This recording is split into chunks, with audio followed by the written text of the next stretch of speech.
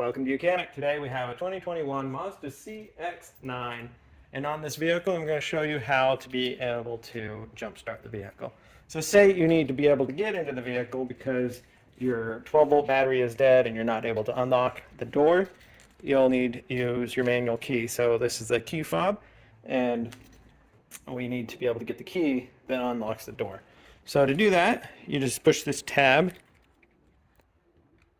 It's right in there, and then this cover slides open, and then you'll be able to remove this key, put it into the slot here, turn it to the right, and that unlocks the door. And then you can open up the car. With it open, you can reach down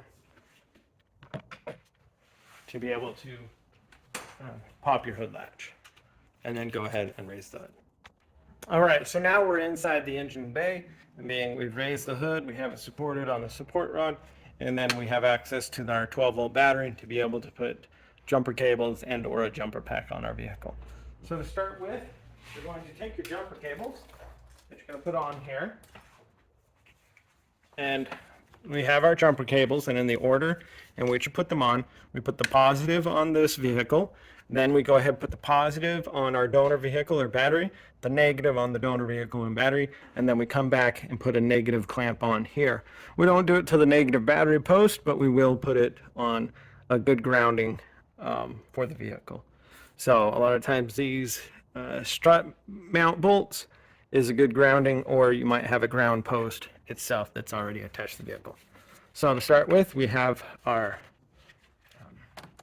red one here, and then go to the donor vehicle or donor battery, red to red, and black to black, or red to plus, and black to negative.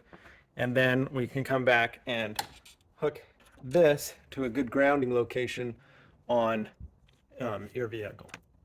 Now, depending on the state of your battery, if your battery is just a little weak and wasn't being able enough to kick it over, give it a little bit and you should be able to start.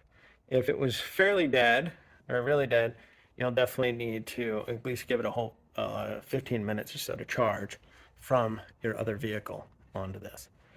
Once your vehicle is started and running, then you will go in the reverse order to be able to disconnect. So we disconnect our negative, and then from here, the negative and positive from the donor vehicle, and then our positive from this vehicle, close the cap, and be able to drive to your location. And your alternator should charge the battery, but if your battery is bad and weak, then you would need to get it changed, either yourself or if you have a shop, change your battery out for you. Thanks for watching Mechanic.